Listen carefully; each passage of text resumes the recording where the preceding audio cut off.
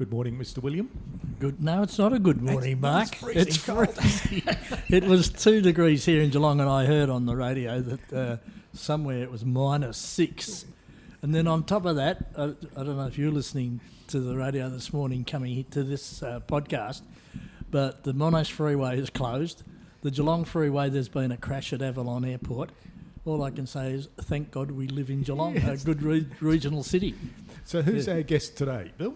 Well, today we're going to talk to Cameron Walker, and Cameron is the owner-director of Walker Safety Services. Safety Services, correct? Right. And I'm looking forward to having this chat because workplace safety is a huge issue, and as you and I know firsthand, working in the area of family companies and small to medium businesses, it's an area of compliance, I guess, that's often overlooked. And why is it overlooked? Well, I think because in most cases they've started the business, they've gone on, built the business, and the last thing they look at is probably some of the safety features. But I know in the past I've been involved with as a witness in court cases where there's been some tragedies in family business, and the penalties that are now applied to owners of businesses and to staff within the business are horrendous. And so I'm looking forward to talking to Cameron this morning. So welcome, Cameron. Yeah, thank you. Thank you for having me. No, a pleasure. So the question we always kick off with is, where did you go to primary school? So I started primary school in Yarrawonga, regional Victoria, Yarrawonga. Another country person? And then the second part of primary school was in Templestowe. Oh, okay. You were waving your hand at me then, Bill. I was born in Yarrawonga. Went to the local Catholic primary school for the first 3 years. I wasn't born there, but I moved there when I was 3 Yeah. and went to the local primary school. Yeah. And what moved you to Templestowe? Dad's work. Yep. So Dad is a retired Uniting Church minister. Yep. And there was between 5 and 10 years in a place and then moved on. So that was a move to Templestowe. Yeah. And then from Templestowe to Geelong. And high school? So Templestowe High, Yep. and then Langwarrin Secondary College for 2 years. Yep. And then, Geelong Newcombe Secondary for 2 years, and then finished at Langwarrin Secondary. So. Yeah, Mark, that's interesting, because we interviewed Matthew, remember? Yep. And he was in the Salvation Army. Salvation His Army. parents were in the Salvation Army, and you get moved around. And, Yeah. and in the older days, if you're a bank manager in a regional town, you got moved all the time. And the kids all ended up going to multiple schools all over the place. That's what we did. Yeah. And I think just sort of digressing slightly, but that probably helps you being able to talk to people anywhere, because you have to get to a new school and you have to start again and you have to make connections. You have to make connections quick, and you have to... So one thing when you move is you also have to try and keep those strong connections and relationships you've got with your friends, and then build new ones really quickly so you can fit in. But it does teach you in life how to connect with people and how to build strong relationships, definitely. And one thing we've learned doing these podcasts, it's all about connections. It is. That's right. And I noticed that you've just been to a B&I meeting this morning. Yep. Yes. And that's all about connections, isn't it? Yeah, connections and relationships. Yeah. I've been a member for almost 4 years now. So that's good. So while you were at high school, what was your dream? What were you thinking of doing? Oh, I think back then I was probably... I thought I'd be a football player, a policeman, a fireman, or probably later on I thought I'd be into the trade or building industry. And that's where I ended up going at the start. Yeah. So what did you do? What was so your steps? I at the end of year 12, I entered into an apprenticeship as a roof tiler. So back then I was a young, 18-year-old who was keen to do hard work. And work hard and impress my boss and do really well and finish an apprenticeship and then go on to running a roof tiling business. That didn't happen, but it was an interesting job because it's pretty hard work and there's a lot of safety that comes with roof tiling or lack of. So it was probably a time when I looked at that and thought trade is a tough job, trades, and there's a lot of safety that is required as well. So. Yeah. And did you have any part-time jobs when you're at school? Yeah, I worked at a vet when I was in school, in high school, and my job was cleaning out cages and things like that. So Good work. yeah, it was fun. Yeah, and I also worked at a childcare centre at one stage, helping out there as well. Well, so. there's two firsts. We haven't had anyone At a vet. Yeah, tell us that they worked in those industries when they were school kids. No. Yeah. yeah, And so you did your apprenticeship. Yep. Did you finish it, or did you? yeah. I finished it, and 3 months after I finished it, I was excited. I was really excited that I'd finished my apprenticeship, and I was a fully qualified roof tiler. I thought it was fantastic because I was also very aware that there was a lot of pressure to go to university or TAFE. So I'd finished this apprenticeship and got my qualification, and I was like, it can be done, right? And 3 months after that, I ended up having a workplace injury through the roof tiling. And so I'd ended up with a back injury, so a disc prolapse, a disc bulge, which resulted in 3.5 months later surgery. And a result of that has been 2 back surgeries and a bit of time off work initially and retraining.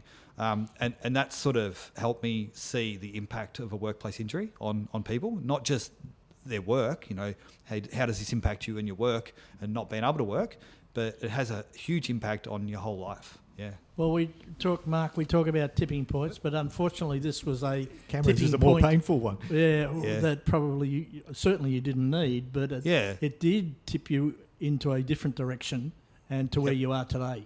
Yeah, it did. And it was like being a young person, it's a challenging time having to navigate through that, retraining and then going, what career am I going to have? But what it did do is it kind of sparked a passion for health and safety, for workplace health and safety. And it made me think about that if it can happen to me, it could happen to other people. And then when I actually worked for Godfrey Hirst Carpets in Geelong for a period of time, and I put my hand up as a volunteer to be a health and safety rep, did the training, and that was the starting point. That really got me into safety and allowed me to sort of tap into that passion and start to see how I could help other people. And in that, yeah. So what's your path then in safety? So Godfrey Hirst, you were the volunteer health and safety officer, which normally lots of people, it's who wants to be the officer and everyone steps back. I stepped forward. I put my hand good. in, and there was a vote, and I was one of the ones that got voted in. So it was nice to know that my peers and my colleagues were thinking that was a good idea. And we had some interesting stuff happen within that. But then that sort of pushed me into other areas, and I ended up down the path of working in Bunnings and being involved in their safety program, as well as things like working for... Funny, my father was a Uniting Church minister, and I ended up working for the Uniting Church in their health and safety program. Oh, wow. And that was an interesting time, and they have their own challenges, but it really got me to a point where I could build some great experience and build on that knowledge, and see where I could use my skills in health and safety. And along the way, I was working full-time in these roles and doing part-time study, online studies to get my qualifications in health and safety as well. So, and that was just about strengthening my skills and getting some formal qualifications, and seeing where I could go with this. I worked for a private organisation as well. They had about 60 staff nationally, and they were mostly team on the road, travelling in vehicles, and they had no safety at all. And so I was given an opportunity to build their safety program as well. So, yeah. Fantastic. What sort of activities do you do outside of work then? I've got 3 young boys, so they keep me very busy and active. I like swimming. I like cycling when I can get time to do it, and I enjoy sport, so I like to watch the footy. I'm not a Cats fan. Sorry, that's the end of this conversation. I thought that's we what have you'd say. to stop there. Stop there. Well, at the moment, there's probably a few people debating whether they should continue, but anyway. Well, Bombers, Essendon and my Okay. side, have been all my life. So for the first time in a while, we're in the top 8, which is nice. I enjoy family and friends, and there's limited time these days with a young family. It's that's right. We're very family orientated, so we spend a lot of time with the kids and doing those kids. So what sports do they play? They do swimming lessons. Yeah. They do Auskick, so they love their footy.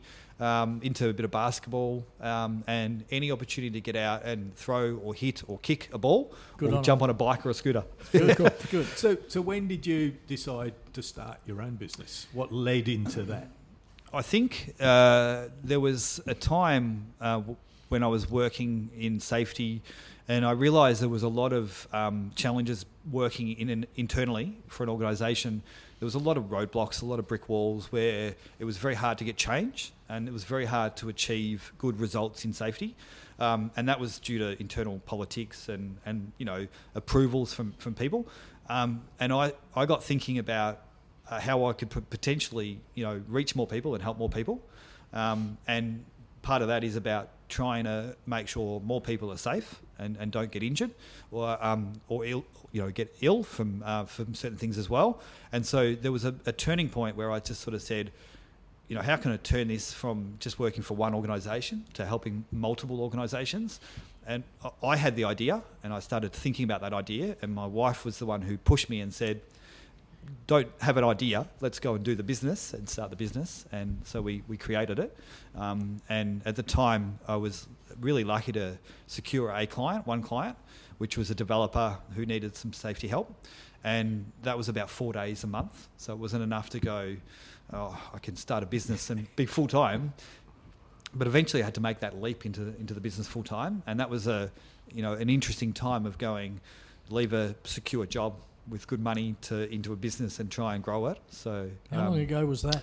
That's 5 years. 5 years. Yeah, 5 years ago. Yeah. Now I noticed that in the meantime that you've you've entered the Geelong Business Excellence Awards. I have. And yes. I think you mentioned to me over the phone that you've had 3 cracks at it. Finalist 3 times, yeah. So I hope you're back in it again this year. I'm going to go in again, yes. That's because you're talking to 2 judges here, and You've got the inside tips, guys. No, we now have to disqualify ourselves when your entry comes up in the judging. Right. So I think, Mark, you were a judge for mine last year. That's good business. Yeah.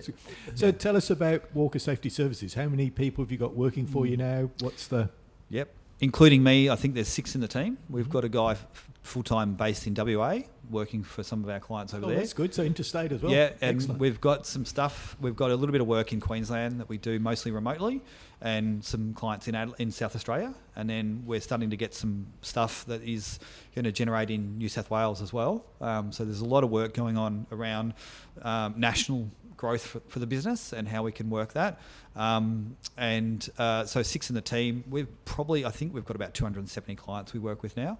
So 5 years, 1 to that 270 has been a lot of work, but a lot of fun and a lot of enjoyment along the way. And really the ability for me to bring that passion and help those organisations. And the big thing for me is really trying to help simplify workplace health and safety for our clients. It's a complicated world out there. The legislation is quite difficult to navigate, and for business owners, they're trying to run businesses, they're trying to do what they're good at, and so we try and come in and help them understand it, simplify it a bit, so not overcomplicating the paperwork, keeping it simple and relevant for their organisation, and just trying to help them understand what it all means and provide that safe environment for their workers, but also that protection for their business as well. So talking about that, and as I said in the beginning, Mark and I work in basically private companies. Yep. And my observation is that there's very little awareness of the process Yep. and the compliance issues. And there's a bit of an unwillingness to go and spend money and fix it. It's seen as an expense bill. That's right. Should be an investment. Yeah, correct. Should be an investment. Yes, but lately, if anyone that follows safety legislation, and particularly in Victoria, it's changing rapidly. Always, yeah. And the penalties are enormous now. Well, there's workplace manslaughter laws in place now, and there's those came in a couple of years ago, and they've had one prosecution in Victoria, but those workplace manslaughter laws also apply to directors or officers where they can face jail time now, up to 25 years. It applies to senior management. It does, yeah. And this is what a lot of people miss. Yeah. It's frightening stuff when every Friday I watch a a webinar or whatever you want to call it on workplace safety through FCW Lawyers in Melbourne. Yep. And they present actual cases, and you just sit there and shake your head and think, God, I hope that doesn't happen in anything I'm dealing with. Yeah, it's scary, and we see some pretty bad stuff. But in my experience, most of what is put through the courts for breaches, most of it can be prevented. And there's ways we can put systems in place and train and educate, from management down, and to prevent these things happening. And a lot of the time, it's just being able to identify those hazards and assess the risks and understand what the risks are, but also having people in the business who genuinely want to make that commitment to health and safety and improving it. Yeah, because that's the hard bit. How do you keep yourself up to date with all the changes and everything going on? Because we do it every day, we're sort of we have lots of sort of information that comes from WorkSafe and other areas, and know where to look quite quickly. So the benefit for our clients is we've got a lot of clients that we put on a membership, and they get access to us, so we can really keep up to date with that and push it to them. But it's just looking at legislation, looking at WorkSafe and what's coming from them, keeping up with the government updates as well on any legislation changes, and just being, we really care about that stuff, so we're more interested in watching it and keeping up to date with it. But it's a lot of it's to do with knowing where to look as well. It's like any legislation. If you know where to look, you can find that information out easily, and you can be up to date with it. But a lot of people sort of are so busy with other stuff that they choose to put that to the side a little bit as well. So yeah. So Cameron, what should it take to make business owners aware of their obligations? Because they sit there, as you say, focusing on the day-to-day bushfires. You got any thoughts on how, I guess, the whole business community, particularly private business, most of our clients are private business, how can you raise their awareness? Or is that something that just, and oftentimes, takes an incident in the workplace to do that? Yeah, it does often. Something happens before people will do something about it or want to do something. We're trying really hard to flip that and make it more about proactive and preventative. So people are really wanting to invest time into their business and money sometimes in understanding the risks around their business, and so that they can actually put in preventative measures and controls. I think for a lot of businesses and business owners, managers and all that, it's really just allowing yourself some time to look at it. You look at other parts of your business, sales and marketing and resources, and I think you need to have safety as a key component of your business that you actually put some time in, whether that's time that you're putting yourself or you're investing in external support. You really need to put that time in and make that part of your business. Yeah. Sorry, Mark. You quickly, I just want to go back a step. Yep. You mentioned that you've got a mailing list or a membership. Just explain that, because that is a way that your clients can stay up to date. Correct. So how's that work? We have a monthly membership that we offer our clients, and there's 3 tiers of that. There's a safety basic, a plus and a premium, and then there's a custom one we can create that suits the client needs.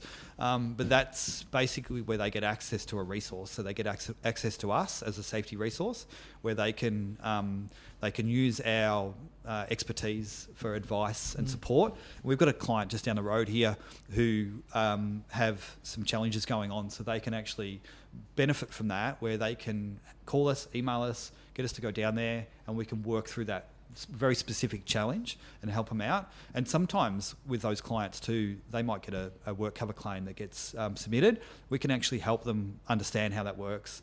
In some cases, work through putting in, a dispute and try and get that claim rejected, because they're not all legitimate. But those memberships are about providing ongoing support for our clients. Yeah. It's interesting, Bill. I think back to my Coles Myer Wesfarmers days. Safety was such a huge part of training as a manager in the organisation, with the view to try and make sure everybody realised that safety wasn't the safety officer's responsibility, which is what happens. Yes. It was everybody's responsibility. And my tipping point for that was years ago when I first started at Target. I walked through a storeroom that was being pulled apart, and there was a rack there, and there was a guy standing on top of the rack knocking it down, and he would have been an easy 2.5, 3 metres off the ground. And we all walked past him, and then the rack collapsed, and he broke both his ankles. And I always remember that, because we all looked at it and thought, that looks a little shaky. Nobody said a word. And then after all that, now it's instilled in me. I can't help myself but walk past things and look at it and go, that doesn't look right. And I've got a saying, and it's not a new saying, but I've tweaked it a little bit. And it's the safety standard that you walk past is the safety standard you accept. Yep. And if you see something, say something. And it's what we try and teach people, and it has to be throughout the whole organisation, is that if you do see something, don't walk past it and go, that's okay. Actually speak up. And it's really important to get organisations to have a safety culture that is embedded and part of what they do. So it's not something that is maybe, or we should consider doing this. Let's get organisations to a point where health and safety is a part of what they do, and it's because they want to do it. Yeah. Well, it's interesting, Mark. The way I write job descriptions for clients is that I allocate a percentage of what their responsibilities are, and it might be 80% of the primary role or whatever it is, but then always 5% of their role is workplace safety. Great.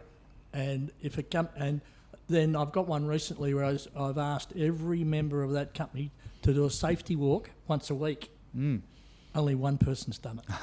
Right. It's really interesting. You've got to get buy-in from people, and so a part of the challenge is helping people understand the why. So what's the why for them? What's important for them? And some people can identify that or understand that. Others need something to happen and an outcome to be able to go, I get it now. Yeah. And we want to try and make sure people can understand that before something happens.